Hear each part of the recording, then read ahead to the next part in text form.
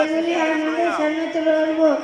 তাকবীর তাহরিমা নামাজ শুরু করার সময় বলবো আল্লাহু আকবার, রুকু তাসবিহ সুবহান রাব্বিয়াল আযীম, তাসবিহ রুকুর সময় বলবো সামি আল্লাহু লিমান হামিদা, তাহমিদ সদায় বলবো রব্বানা লাকাল হামদ, সেজদা তাসবিহ সুবহান রাব্বিয়াল আলা।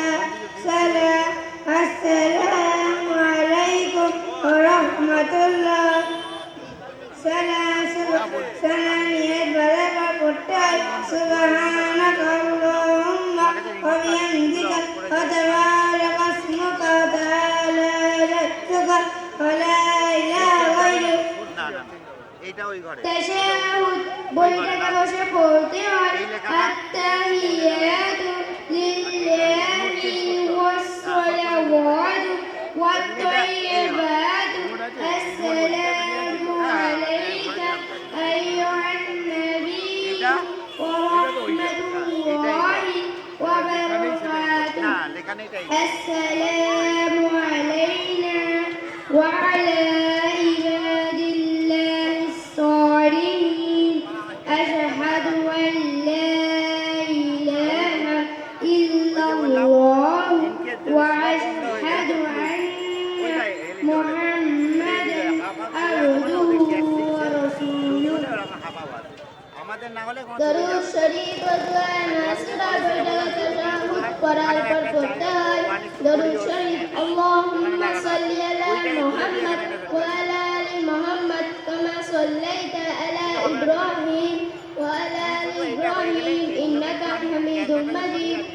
اللهم بارك على محمد وعلى آل محمد كما باركت على إبراهيم وعلى آل إبراهيم إنك حميد مجيد. دعاء معصورة. اللهم إني ظلمت نفسي ظلما كثيرا ولا يغفر الذنوب إلا أنت فاغفر لي مغفرة من عندك وارحمني إنك حميد مجيد. নামাজ শেষ হয়ে গেলে সালাম ফিরে তিনবার আস্তাগফিরুল্লাহ পড়ব। তারপরে আল্লাহুম্মা আনকাস সালাম মিনকাস সালাম তাবারাকতা ইয়া যাল জালালি ওয়াল ইকরাম। তারপরে আল্লাহুম্মা আইন্নি আলা যিকরিকা ওয়া শুকরিকা ওয়া হুসনি ইবাদাতিক। বেদেরের নামাজ পড়া ওয়াজিব, যদি ছেড়ে যায় তবে তা কাজা করা জরুরি। বেদেরের নামাজ এশার ফরজ নামাজ হওয়ার পর সুবহে সাদিক পর্যন্ত আদায় করা যেতে পারে। বেদেরের নামাজ পড়ার নিয়ম হলো এশার সুন্নত হতে ফারিগ হওয়ার পর 3 রাকাত বেদেরের উদ্দেশ্যে নিয়ত বাঁধবে। দ্বিতীয় রাকাতে বইটাকে আত্তাহিয়াতু পড়ে তৃতীয় রাকাতের জন্য দাঁড়িয়ে যাবে।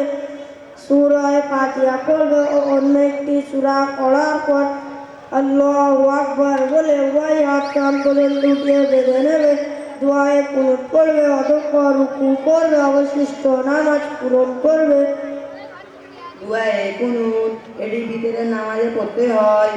আল্লাহুম্মা ইন্না নাস্তাঈনুকা ওয়া নাস্তাগফিরুকা ওয়া নু'মিনু বিকা ওয়া নাতাওয়াক্কালু আলাইকা ওয়া নুসনি আলাইকাল খায়র ওয়া নাশকুরুকা ওয়া লা নাকফুরুকা ওয়া নাখলাউ ওয়া নাতরুকু মান ইয়াফজুরুকা। আল্লাহুম্মা ইয়্যাকা না'বুদু ওয়া লাকা নুসাল্লি ওয়া নাসজুদু ওয়া ইলাইকা নাসআ ওয়া না'ফিদু ওয়া নারজু রাহমাতাকা ওয়া নাখশা আযাবাকা ইন্না আযাবাকা বিল কুফফারি মুলহিক। আযান কাকে বলে? আযান হলো নামাজের পূর্বে এক ব্যক্তি কিছু নির্দিষ্ট শব্দমালা দ্বারা উচ্চ স্বরে আল্লাহ তাআলার বরত্ব মহত্ত্বতা ঘোষণা করে এবং নামাজের দাওয়াত দেয়, তাকে আযান বলে। আর যে ব্যক্তি আযান দেয় তাকে মুয়াজ্জিন বলে। 5 ওয়াক্ত ফরজ নামাজ এবং জুমার নামাজের জন্য আযান দেওয়া হয়। ফজরের আযানে হাইয়া আলাল ফালাহ এরপর 2 বার আসসালাতু খায়রুম মিনান নাওম বাড়ানো হয়।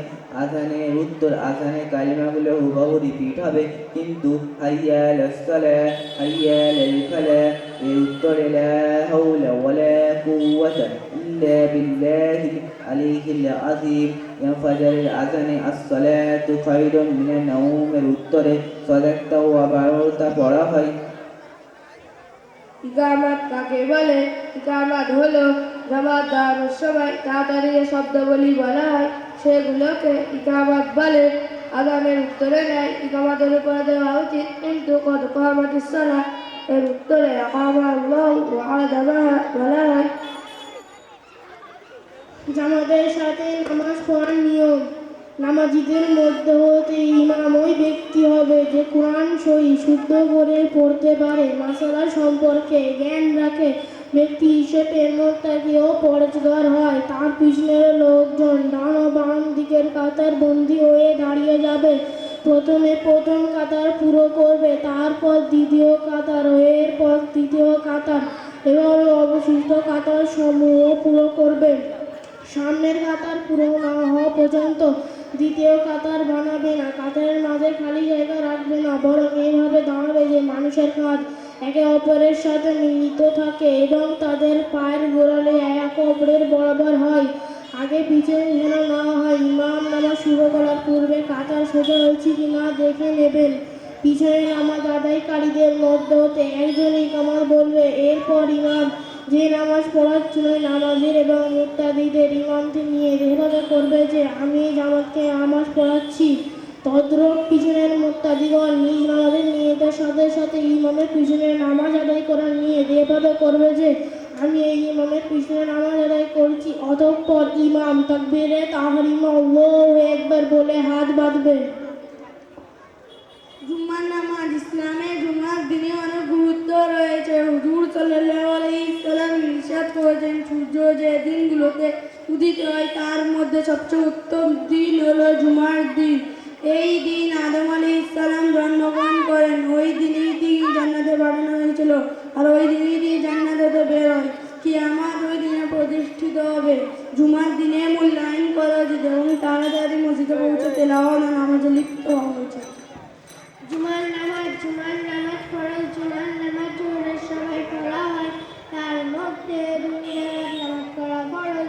জুমার নামাজের পূর্বে ইমাম সাহেব মেম্বারের উপর বসবেন এবং মুয়াজ্জিন সাহেব আযান দেবেন।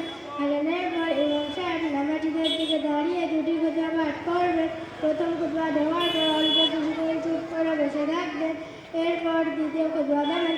যখন দ্বিতীয় খুতবা শেষ হবে তখন ইমাম সাহেব মিম্বার হতে নেমে নামাজ পড়ানোর স্থানে দাঁড়িয়ে যাবেন এবং মুয়াজ্জিন সাহেব একামত বলবেন। এরপর ইমাম সাহেব কাতারটি করানোর পর জুমার 2 রাকাত ফরজ নামাজ ওইভাবে পড়াবেন যেভাবে জামাতে পড়ার পদ্ধতিতে বর্ণিত হয়েছে। জুমার নামাজ উভয় রাকাতে সূরা ফাতিহা এবং মুক্তি সূরা উচ্চস্বরে পড়া হয়। জুমার নামাজ। জুমার প্রথম রেখাতে সূরা ফাতিহার পর সূরা আলা এবং দ্বিতীয় রেখাতে সূরা গাশিয়া পড়া সুন্নাত। মাসালা। যখন খুতবা পড়া হয় তা নীরবে শোনা ওয়াজিব। খুতবার সময় কারোর সাথে কথা বলা অথবা অন্য কোনো কাজ করা নিষিদ্ধ, এমনকি নামাজ পড়া নিষিদ্ধ। মাসালা। যখন খুতবা পড়া হয় তা নীরবে শোনা ওয়াজিব। খুতবার সময় কারোর সাথে কথা বলা অথবা অন্য কোনো কাজ করা নিষিদ্ধ, এমনকি নামাজ পড়া নিষিদ্ধ। এগুলি ছাড়া নামাজের বিষয়ে আগামীতে আরো পড়ানো হবে। আসসালামু আলাইকুম ওয়া রাহমাতুল্লাহি ওয়া বারাকাতুহু। ওয়ালাইকুম আসসালাম ওয়া রাহমাতুল্লাহি ওয়া বারাকাতুহু।